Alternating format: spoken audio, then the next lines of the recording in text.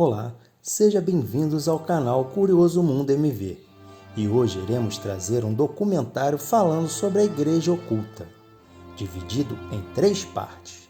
Então já deixe seu like e compartilhe em suas redes sociais. E bora pro vídeo!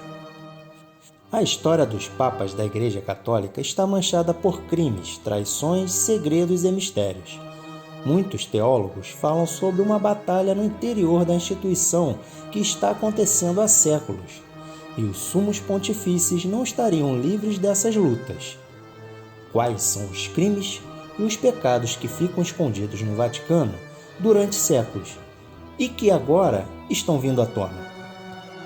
Alguns sacerdotes cometeram um delito terrível de pedofilia, e isso acabou manchando a imagem da Igreja, pelo fato de que se tentou esconder.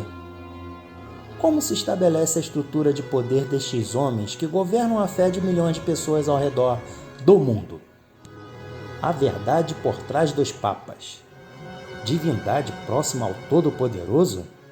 Representantes fiéis de Deus na Terra? Ou ótimos impostores escondidos por trás dos grandes muros do Vaticano?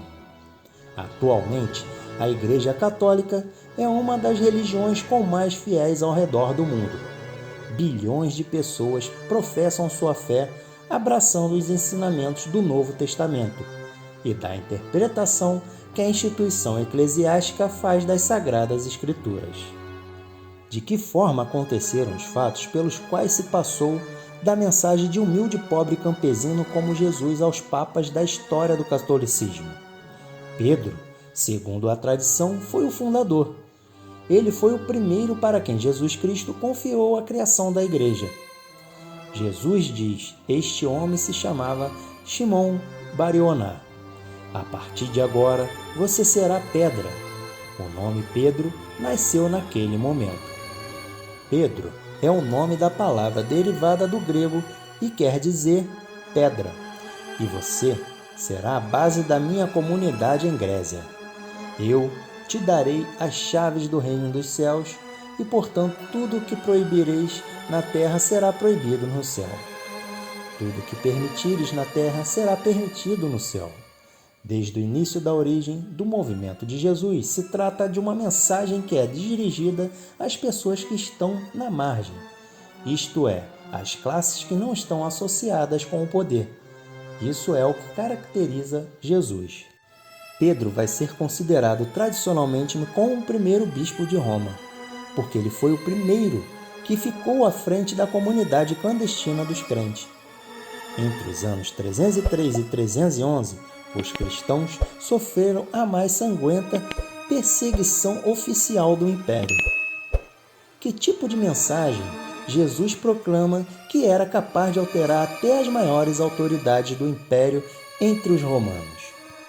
Essa é uma mensagem dirigida ao povo, dirigida às prostitutas, dirigida às mulheres, dirigido precisamente àqueles que eram rejeitados pela Igreja. Também está dirigida àqueles que não eram beneficiados pelo poder, e era exatamente por isso que era claro o perigo que o movimento como o de Jesus representava para as classes governantes. Nas primeiras épocas, estes crentes de Jesus eram os hereges, com os quais iriam brigar, iriam lutar. Longe de silenciar a fé cristã, esta perseguição outorgou um caráter heróico aos apóstolos e seu martírio conseguiu alimentar uma nova fé, que foi se estendendo rapidamente por todo o Império Romano. No ano 313, o imperador romano chamado Constantino disse: a partir de hoje está permitido ser cristão. Por que Constantino permitiu que Pedro fosse considerado oficialmente o primeiro papa da Igreja Católica? De alguma forma ele era imperador encurralado pelas guerras internas, por todo aquele ciúme que estava por trás do império. E ele mesmo percebeu a besteira que foi perseguir os cristãos. Ele percebeu o que ele devia fazer com toda essa fé crescendo, com toda essa mensagem tão rara, tão estranha, essa fé que ele e todo mundo deveria seguir. E o mais que tudo, oficializá-la. quais foram as reformas, pactos e estratégias que Constantino utilizou para aceitar o catolicismo como religião oficial dentro do império. Ou melhor, era dizer que Constantino tinha se convertido, porque assim o trabalho seria mais fácil e ele poderia ter mais poder com os povos que tinham essa fé. Ele se aproximou dos grupos cristãos, ele conviveu com eles e ele usou muito da ideologia deles, muito da teologia deles também. Teoricamente, o cristianismo poderia não ter nascido, mas nasceu e ficou. Não podemos esquecer que hoje aproximadamente 2 bilhões de pessoas, repito, 2 bilhões de pessoas são de origem cristã, apesar de continuarem sendo crentes ou não. Como foi que um filho de um carpinteiro que pregava descalço acabou sendo representado por autoridades de grande poder econômico, que estão rodeadas de luxos? Que menções a estas figuras podem ser encontradas dentro das páginas do livro sagrado? Não existem menções sobre o papado, das menções que o papado diz que existem. São ambíguas. O fato de Jesus dar as chaves do reino dos céus, o fato de Jesus escolher ele por cima dos outros discípulos, bom, isso é uma construção papal da origem do papado. Mas quando eu leio a Bíblia, não tenho motivos para pensar que precisa existir o Estado do Vaticano. Como se introduziu a figura do Papa e de que forma ele era eleito? Durante os primeiros 3 séculos do desenvolvimento do cristianismo, eram escolhidas, vamos dizer assim, essas pessoas que merecem respeito para dirigir a todos. Elas se chamavam de papas, mas isto era um apelido carinhoso, sabe? Esse não implicava o sentido de autoridades que adotou mais tarde. Mas quando se constrói o papado, esse é um fenômeno antigo e medieval. Não tem nada a ver com Jesus, não tem nada a ver com o cristianismo inicial. É um fenômeno posterior. O cristianismo nasce do Império Romano. O Império Romano era uma sociedade hierárquica. Ela não nasceu do nada. As pessoas que faziam parte desse cristianismo que o criaram eram aqueles que viviam numa sociedade hierárquica. Então, era mentira o que se diz, se ela ter sido pura até que o Estado romano a absorveu e a perverteu? O imperador em Roma era conhecido como Pontifício Máximo, a máxima ponte com a divindade.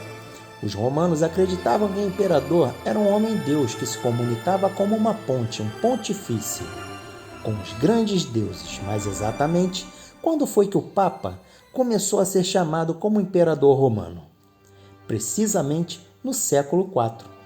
Se a religião católica conseguiu se institucionalizar dentro do Império Romano, quais foram as simbologias que adotou para se misturar ao poder imperial? Os símbolos tradicionais dos líderes da Igreja Católica se encontram com o papado de Francisco. E que reforma esse Papa adotou diante dos restos que seus antecessores mantinham? Existem séculos de histórias por trás da construção do primeiro Papa do catolicismo, com alguns momentos de escuridão e tramas secretas que atravessaram a metamorfose atual do Santo Pontifício. Os líderes da Igreja Católica Apostólica Romana são considerados pelos fiéis como representantes diretos de Deus na Terra. Será possível que os papas contemporâneos escondam seus atos associados ao pecado diante da fé cristã?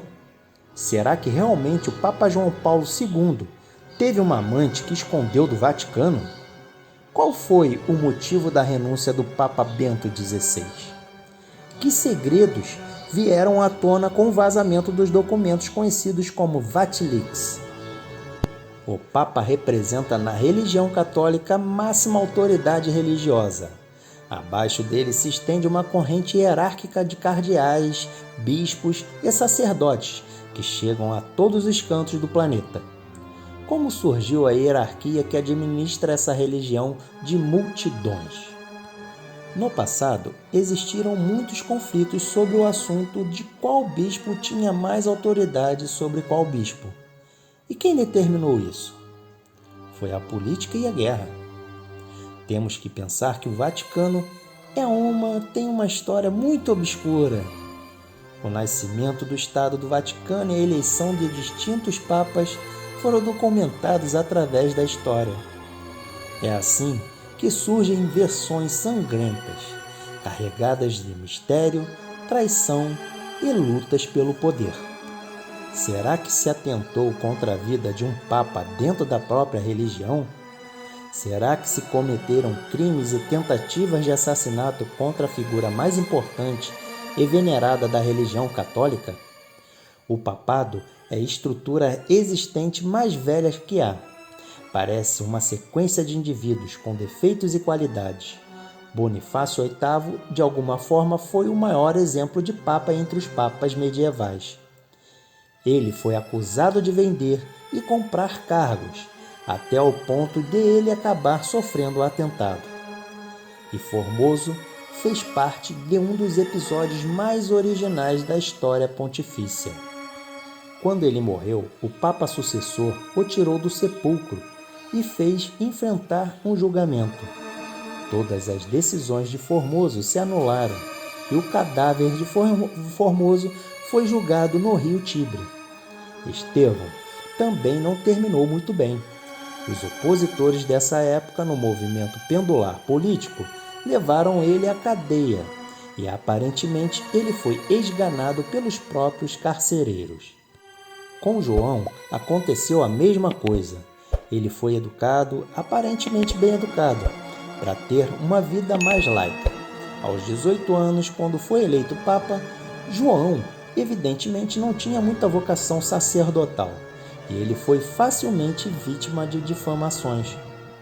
Então ele ficou conhecido na história como Papa da Vida Libertina. Sabe-se que ele morreu precisamente no meio de uma orgia.